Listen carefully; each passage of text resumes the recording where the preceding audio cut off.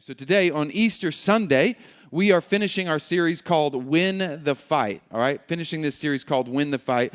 And the concept and what we want to process through Easter is how the fight has actually already been won.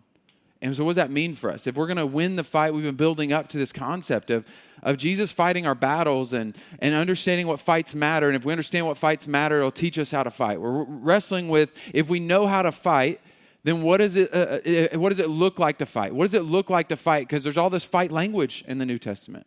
So if we're going to win the fight and also understand that Jesus won the fight for us, what does that look like? And today, as we conclude the series, I want you to process this question as we're wrestling through all of today. But what does Easter mean to you? What does Easter mean to you? Not just today, not just, it's a Sunday I dress up, it's a Sunday we go hunt eggs, it's a Sunday we do whatever. But what does it mean to you every day? What does the Resurrection Sunday signal in your life? How does it change your day to day? As we process that and we process winning the fight, what I want you to catch for our final week is the language that is fight language, the authority to which Jesus is communicating language of somebody who is a fighter, somebody who has the authority to fight, somebody who is waging war. And Jesus kind of gives this moment when he goes back to his hometown. He's already started doing a few miracles, and he goes back to his hometown. It's like he's kind of giving his State of the Union address. I want to tell you guys, my hometown gets to find out who I am. My hometown, I'm going to declare to you what I'm here for, what my purpose is. I'm going to come to my hometown and let you guys know first. I've already started doing some miracles, but now I'm going to really tell you who I am and signify who I am. And he opens the Bible. He opens the Old Testament and turns to Isaiah 61. And he reads these verses to them in Luke chapter 4, verse 18. And it says this in Luke 4:18. It says, "The Spirit of the Lord is on me because he's anointed me to proclaim good news to the poor. He has sent me to proclaim freedom for the prisoners and recovery of sight for the blind, to set the oppressed free." So he reads these verses in Isaiah 61. He reads the verses of their text. And what they would have heard was that when he said, "This is about me," they would have heard, "Who do you think you are?"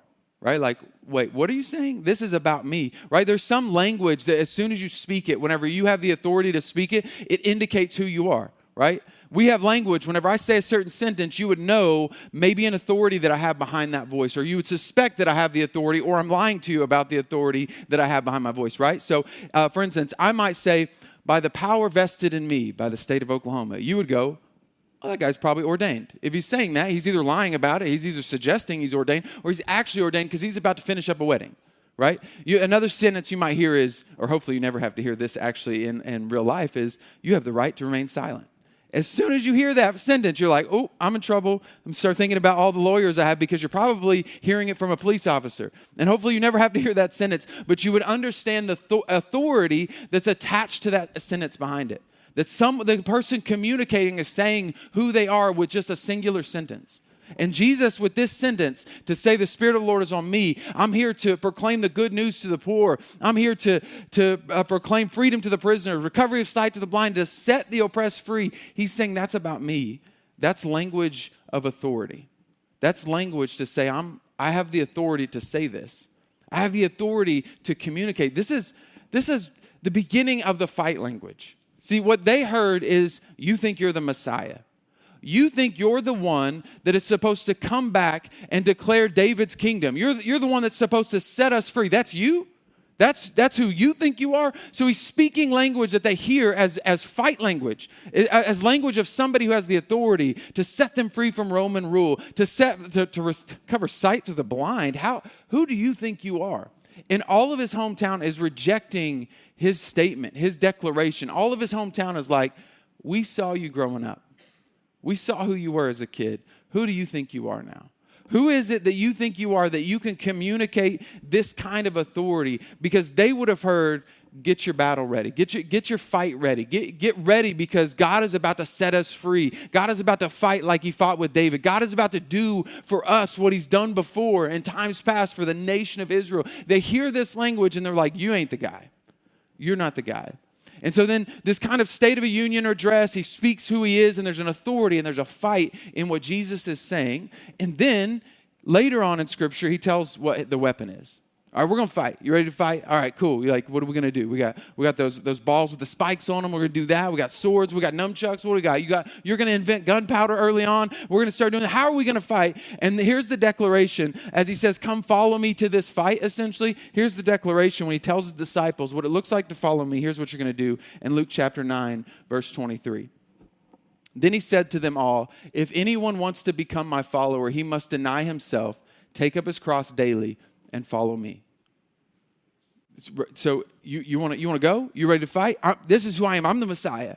I'm the one. You're seeing the power that I have. You're seeing the authority I have. Are you ready to follow me? Are you ready to fight this fight? And they're like, yes, we're ready. We'll go wherever. Peter's telling them, I'll go wherever you go. Whatever you do, I'm ready. Okay, take your cross.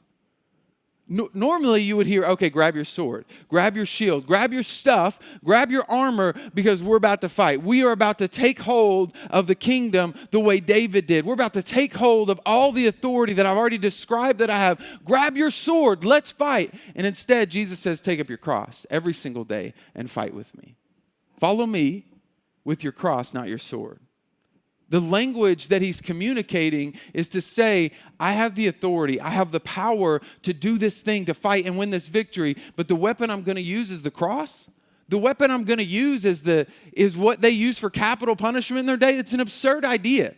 You wonder why the disciples are confused half the time. They're like, what we're dying? I don't understand. I really don't understand. There's one moment where he's going to raise Lazarus from the dead, and he's trying to communicate he's about to go there. And as he goes there, one of the disciples, he's like, listen, Lazarus is just asleep, communicating he's going to raise him from the dead. But all that the disciple hears is, oh, we're going to go die with him.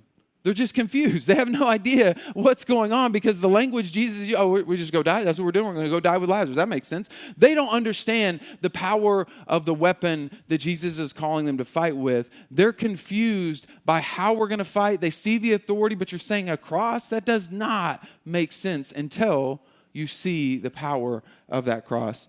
In John chapter 19, verse 30, Jesus goes to the cross. And as he goes to the cross, he says this line that would have probably been depressing to the hearers, right? So this is him on the cross. It's his final breath. He says, when he received the drink, Jesus said, it is finished. With that, he bowed his head and gave up his spirit. If you would have been a disciple, you've spent 3 years with Jesus. You spent 3 years with Jesus, following him every single day, not sleeping in your own bed, abandoning your family, abandoning your like the people you were raised with, abandoning all the things that were normal to you, being fishermen or a tax collector. You abandoned your life as you knew it to follow this guy for 3 years and to look at him on the cross and hear him say, it's over. It's finished. And you would have thought, and they all thought, no, that's what it means. It's over. Like, it's done. That was a wasted 3 years. That was a miserable 3 years that just took place. What we just did with our life for 3 years was a massive waste of time. That sentence, when you first heard it, would have meant utter darkness. You would have spent time just pondering. Like you even have a scene where disciples are walking and they're just downcast. Like it's just, this is it.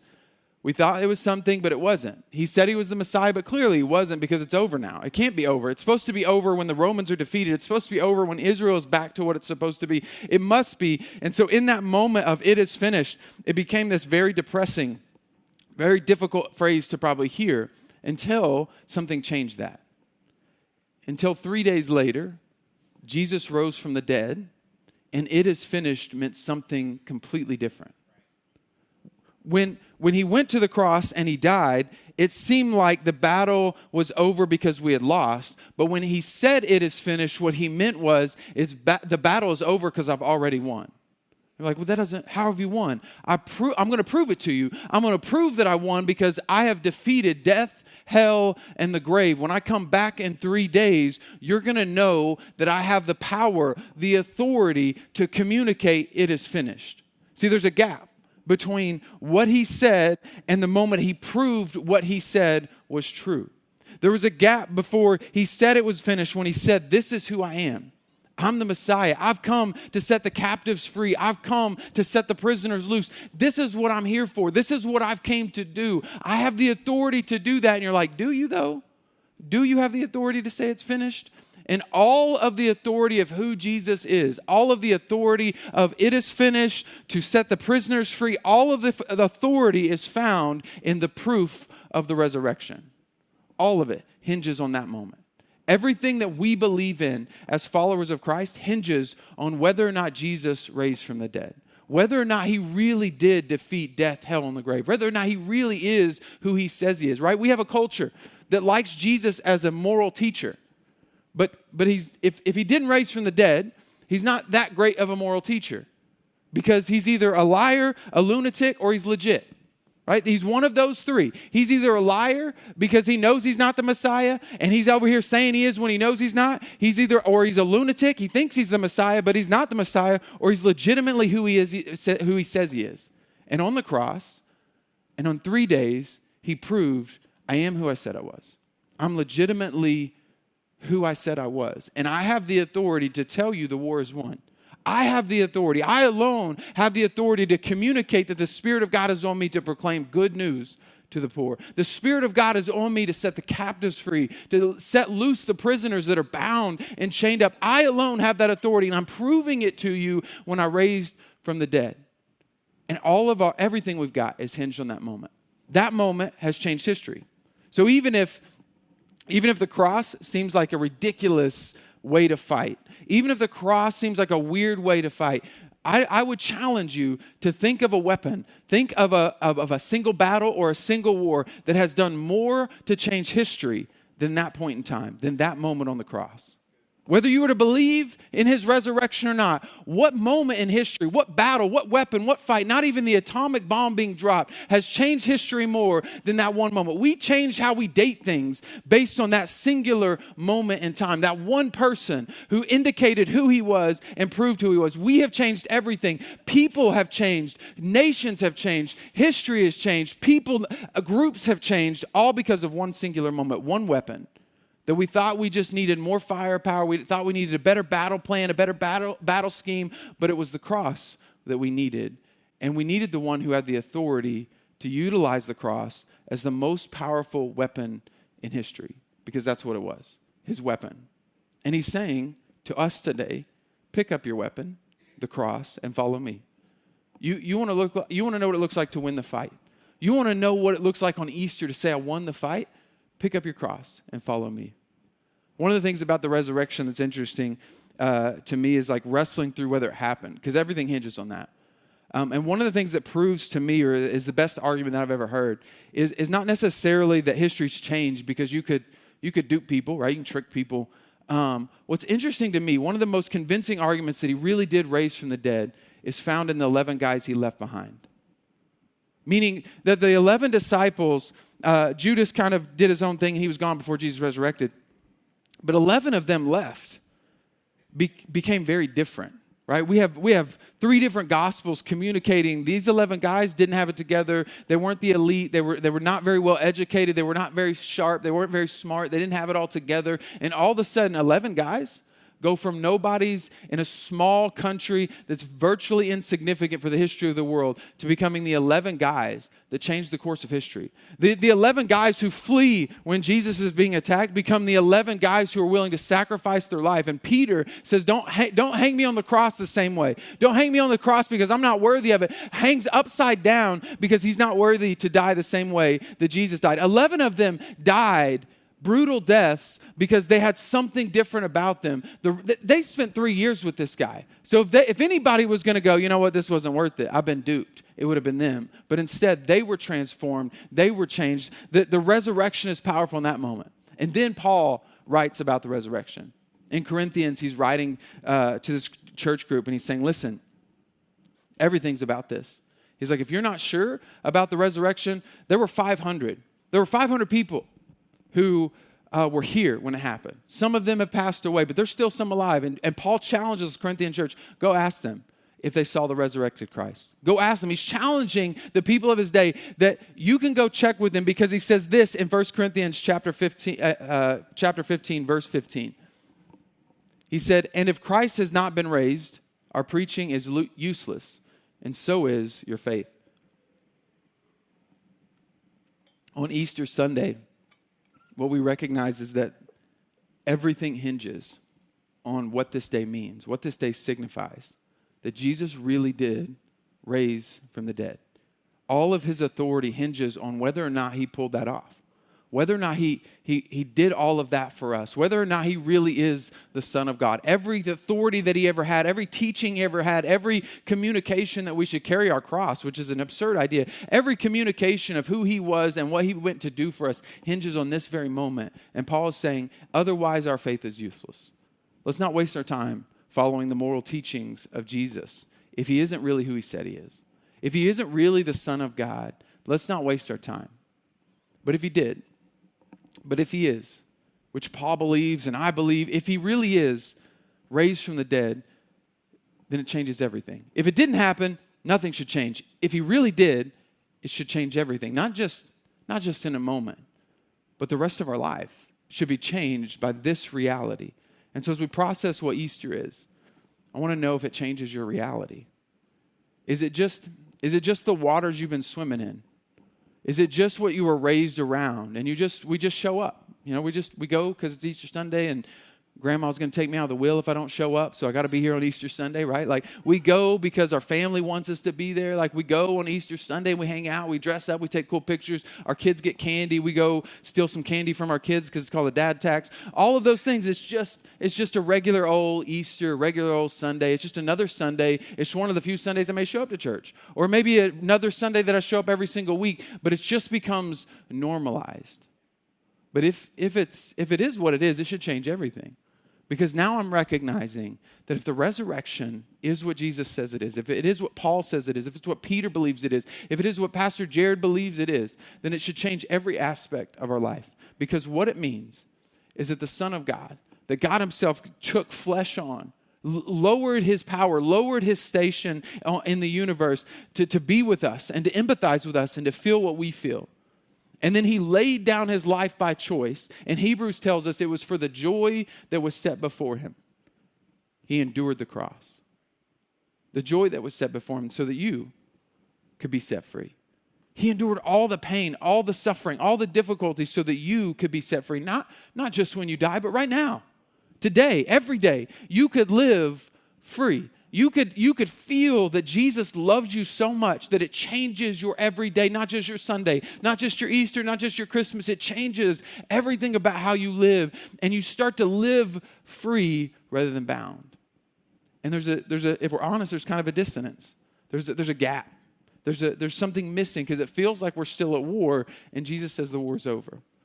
It feels like we're still prisoners trapped sometimes. If you're honest, if I can be honest, there are moments where I'm wrestling and I'm fighting for what God wants me to be and fighting to follow Jesus. And it feels like maybe you're going uphill. Like it's cool on Sunday. I feel free. I feel good. But then Monday and I wake up and it's like an uphill battle and there's this work to be done. And it doesn't make sense because he said it's finished. I should be completely free. I should be set free. But there's a gap, even in war.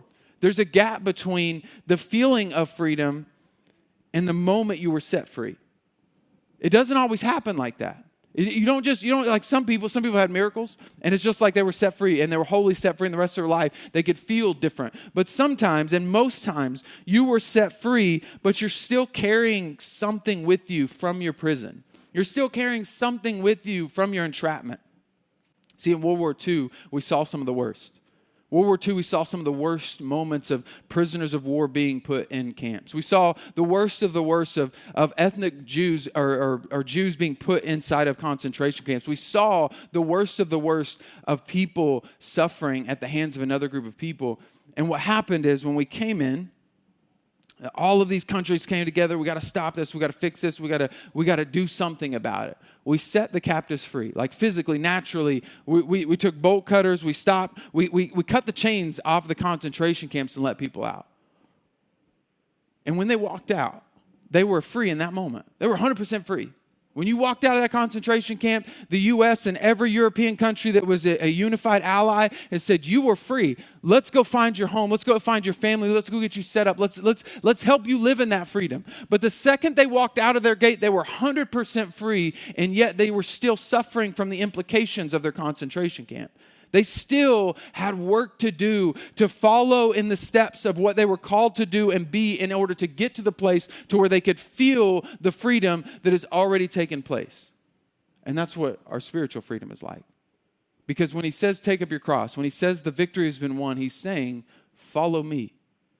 I'm opening the gate to your freedom, and I need you to follow me. I need you to trust me. I need you to trust that I'm leading you somewhere, that I'm leading you to a better spot than where you're at, that I'm leading you to a healthier place than what you've been trapped in, to the prison that you found yourself in, whether you put it there yourself, whether you made it yourself, you put every brick on the prison that you're living in, you know it, and Jesus is still saying, I set you free. You are in a prison because of the family that you were born to, and the suffering that exists in your life is just because of your genetics. And Jesus is still saying, I'm opening the gate and I'm here to set you free, and I have the authority to set you free. And the only thing you have to do, the gate's open, the door's unlocked, the battle has been won, is follow me. That's it. I'm here to set you free. Just follow. Just follow me. No, don't pick up your weapons again. Don't fight again. Don't go back to your prison cell. Don't go back to that mindset. Follow me. Follow me. And it's difficult because even in war, and like actual war, we for years expected to send people to war and send people to fight and to set people free from being a prisoner of war. We expected to set them free and that they would come home and they would just be like, woo, it's over. I'm good. I feel good. Like I'm good. I got my family back. I'm home. I feel good. We expected them just to feel okay because they weren't in the middle of the war anymore. And yet they carried the pain and the struggle of what they were just in. And in our following Jesus, there are moments where we still feel the results of the prison we were stuck in. And all he says is, keep following. I'm bringing you somewhere. I'm taking you somewhere. It's won. It's over. You're set free. You may have the PTSD of your former struggle. You may have the PTSD of where you were, but just trust me one more step. Just follow me one more step. I'm taking you somewhere. I've got a freedom for you. I've already declared your freedom. You just got to begin to let go. And it's easy to sometimes go back. It's easy to sometimes mentally just check out for a second. All of a sudden, you're back there. And you're back in your addiction. You're back in your depression. And you got to remind yourself, no. He has the authority. He set me free. Feelings don't dictate my freedom. But the one who has the authority to set me free does. And he claimed that I'm free. He opened the gate. And I'll follow him. I'll follow him. Even when there are days when it doesn't feel like I'm free. Even when there are days it feels like I'm still trapped in the same prison I've always been in. Even when there are days, no, that feeling doesn't win. Jesus wins. Jesus won the fight for you. You don't have to succumb to that feeling. You are designed to be set free. And sometimes we're still carrying in the concentration camps the numbers that were stamped on us. And we think that means we're not free. We still have the numbers that got tattooed to say what our number was in that concentration camp and in that pain and in that prison. And the scars of your past are not indications that you're still in prison. The scars and the tattoos of your former life are not indications that you're still there. The scars and the pains of your past are indications of the one who set you free and what you're free from. And sometimes we want to go back. Sometimes we want to step back into it. Sometimes we don't believe it. We don't trust it. It can't really be this good. He can't really love me this much the way he did on the cross. It can't really be true. So we go back to what's comfortable, what we know feels better and feels true, because in this moment, it feels more like I'm in prison, so I might as well pretend like I'm still in prison. And for many of you showing up for church or listening online, for many of you, you've walked into a church before and you've given it a shot. You've been plugged in and you've wanted to see God do something and you got hurt. You got hurt by a pastor. You got hurt by a church. You got hurt by a group of people that were your family who said they followed Jesus, but they didn't live like they followed Jesus. You got hurt. Maybe you're carrying with you the weight of people who you thought loved you, but they hurt you in the process. And you're like, is this Jesus thing even real? Is it even real? And I want you to know before you hear anything else, is that even me, I carry the pains. I carry the tattoos of my past and my struggle. And the pastor that hurt you, the church that hurt you, are just a group of people who are trying to come out of the prison camp, to try to be free, to try to walk free. And if they chose to go back and they hurt people in the process, that doesn't change the power of what the resurrection is and the love that he had for you on the cross. It doesn't change that moment just because somebody was trying, somebody was striving and messed up and hurt you in the process. And I know for me, the times that I was struggling and that I was trapped, the time that I can remember distinctly weeping and crying and saying, God, I can't get out of this prison because I was trying on my own. I was doing everything I knew to do, get rid of this sin, get rid of this stuff. And what got me out was not how good I was. It wasn't a 12-step program. It wasn't the perfect accountability. It wasn't all the perfect things. It was not trying to get rid of the sin. It was just striving to follow the one who set me free. It was finding the light, not trying to get rid of the darkness. It was following him one step, one moment, one day at a time, just following him. And before I knew it, I could look back and go, I'm not in that prison anymore.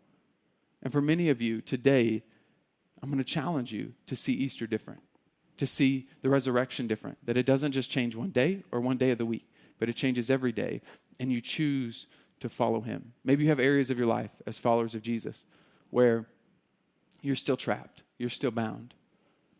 And you can stop trying to get rid of the darkness because the battle's won. All you need to do is follow the one who won the battle for you. And even early on, when Jesus goes to his hometown and he communicates his kind of state of the union, and he communicates like, this is the authority that I have. His hometown rejected him. His hometown was like, no, we've seen you grow up. We know who you are. You're the son of Mary and Joseph. You can't be anybody important. And in Mark 6, verse 5, here's what it says about that town. It says, he could not do any miracles there except lay his hands on a few sick people and heal them. He could not. I looked at every translation. I'm not a Greek scholar by any means, but I looked at every single translation of Mark 6:5. And none of them said he chose not to. None of them said he would not. It all said he could not. Like he did not have the ability to do any miracles. There was a limitation on Jesus in that moment and the freedom he could provide, the healing that he could provide. And the limitation was found in their belief in him or not in him. The limitation of your freedom and how far God wants to take you. The limitation in how much God wants to set you free is whether or not you're willing to follow him and trust that it's not just another Easter. It's not just another moment. It's not just another Sunday. It's not just another story about some religious leader. It's not just another religion. It really is the Son of God who died on the cross and rose again to set me free from all that I've been bound in, all that I've found myself in, all the trouble, all the struggle, all the pain, all the angst. It can just be another Sunday. It can just be another Easter. It can just be another moment where you come, you worship, and you walk out the same. Or you can see Jesus differently. And he can do a miracle in your life and set you free. The challenge is whether you'll follow or whether you'll keep fighting. Whether you'll keep fighting the fight that's already been won for you. In World War II, there was a moment, right, where we finished it in Europe. We finished the war in Europe. And then we went over to Japan and we finished the war in Japan. But Japan was a little different in the way that we fought because we were island hopping. We were going from island to island. And so the communication between commanders and their subordinates for the Japanese soldiers was complicated because you're going island to island. And there was one guy who was on an island and had been kind of getting beat up. And there was only 3 guys under him left. That's how bad his platoon had been doing on that island in the Philippines. And he was a Japanese officer. And the war was finally over, and he didn't get the message. There was no way to communicate to him that the war was over. And so he's still fighting. This guy's still fighting, and he's still fighting. His name's, you can actually look him up. His name's Hiro Onada. I'm probably butchering that that pronunciation. Hiro Onada. If anybody you can send me in the notes on how I'm supposed to say that if you want to. But Hiro was still fighting. He's got 3 guys with him, and he keeps fighting. I mean, just fighting over and over again. He keeps fighting, and he's fighting. And one day, the U.S. and the Japanese were getting together and like, how do we tell these people? So they send pamphlets down or send bulletins down on paper, like just drop them from planes to say, hey, the war is over. You can lay down your weapons. They drop like together, the Japanese government and the U.S. government, hey, we got a truce. We got an agreement. Let's let people know you can stop fighting now The war's over. We've had a peace agreement. We're starting to work some things out. We're figuring out what's happening. The war's over. Japan surrendered. It's time. Let's figure this thing out. And Hiru and his 3 men found the pamphlets. And they read them and they studied them. And all 3 of them plus Hiru looked at them and they were like, is it over? Is the war over? And as they studied it and looked at it, what they were convinced of, what they told themselves, what they believed was true is that this just must be U.S. propaganda. This can't be true. There's no way the war is over. There's no way. It happens a second time. They find it. They're like shooting at police officers that aren't army men anymore. They're getting in gunfights. They find another one. They do the same thing. They look at it. They study it. They ponder like, nope, this is just propaganda. This can't be real. This has to be fake. This must not be the truth. And one by one, guys leave him or die, right? Finally, like they get too sick or they die, they leave. Hiru is left by himself in the countryside on a Philippine island, just fighting a fight that's already over, but he doesn't believe it's over because he believes it's propaganda. For 29 years, this man sat in the countryside fighting a war that was already over because he thought the good news that the war was over, he thought that the good news was just propaganda. He thought that the good news was just another excuse for the U.S. to trick us. He thought that the good news couldn't be really as good as they said it was. It really can't be over. I can't let it go. I can't lay down my arms. For 29 years, from 1945 until 1974, this man kept fighting a war that was over. And I wonder, whether you're a follower of Christ, are you still fighting battles that are already over? Are you still fighting wars that Jesus has already won for you? Do you still keep picking up your fight that God is saying, no, I already told you your value on the cross. I already told you your value. Stop trying to prove to the world that you have value. Stop trying to make sure your income communicates to the world your value, your car, your house. Stop trying to prove to your world. I told you you have value on the cross. You don't need to prove it anymore. The battle's already been won. Are you still picking up the fight and saying, you know what, I got to overcome this addiction. It's on me. And he's saying, no, I won that for you. I won that for you. I don't care what it feels like. I don't care if the PTSD catches up. What I'm telling you is that I've set your victory. Just follow me. You still may have the struggles, the desires to go back. And he says, just follow me because it's already won. You're still carrying the depression. You're still trying to fight the anxiety. And you may still have wounds from your past. And God is saying, no, I'm healing that. And whether you go the rest of your life with that tattoo of your concentration camp, he's still saying, I'm setting you free. I'm going to get you there. Just trust me. That's the indication that I am who I said I am, that I have set you free, that where you are is not where you were. That's not the proof that you're still there. Wake up to the reality that the war was over. For Hiru, a young man found him in the mountainside. This man was kind of like on a quest to find him. And he got to know him and hung out with him on the mountainside. He's like, hey, man, the war's over. And he was like, no, it's not. I don't know. You're just a trick too. He said, I will not lay down my weapons. I will not stop this fight until my commanding officer comes and tells me. And in 1974, 29 years later, they found his commanding officer, an old man by now. They found his commanding officer and flew him to the island and met him face to face with orders that said, hey, the war's over. You can lay down your weapon. And Hiru, 29 years later, said, okay, you have the authority. I'll lay down my weapons. And today, what I want you to know is that Jesus has the authority, and he's given you the paperwork to say, lay down your weapons. It's time to stop fighting. Carry your cross. Carry the pain and the struggles that you have in this life, and just follow him. What Easter should mean to you is that it should change everything. It should change how you fight. You fight with the cross. You fight knowing that it's already won. You fight knowing that God set you free because Jesus loved you and called you to live a life that's different, called you to live a life in freedom. And your job is to not shun the darkness, but to follow the light. One day at a time, one moment at a time, and look back and find out how far you are removed from the concentration camp that was your prison, from the sin and the struggles that were your pain and your hurt that God is trying to set you free from. No matter what your past is, my challenge, my prayer is that this Easter is not just another Sunday or another Easter, that it's a moment where you believe different, you lay down your arms and say, all right, God, I'm ready to follow you with my life. I'm ready to trust you. I'm ready to stop fighting. So if you're a follower of Christ and you've got moments and areas of your life that you've been fighting, you've been wrestling, stop. Determine today, I'm done. Jesus won it for me. I'm not fighting that anymore. I'm declaring victory today because he declared it on the cross. And my goal now is not to fight that fight. My goal now is just to follow. One step at a time. Jesus, what do you call me to do? I'm still wrestling with my depression, my anxiety, my struggles. What do you call me to do today? What is it today? I may still have it on me. I still may have the pain. Jesus, what do you call me to do today? I'll do that because I'm going to follow you, not fight a battle that's already won. And for the others of you, we've been prayed over. We've been believing. We've been praying that today is a day where maybe that you've never decided to follow Jesus. And today is a day where you lay down the fight that is your life and say, God, I trust that you won it for me. I trust that you won my victory for me. Let's pray.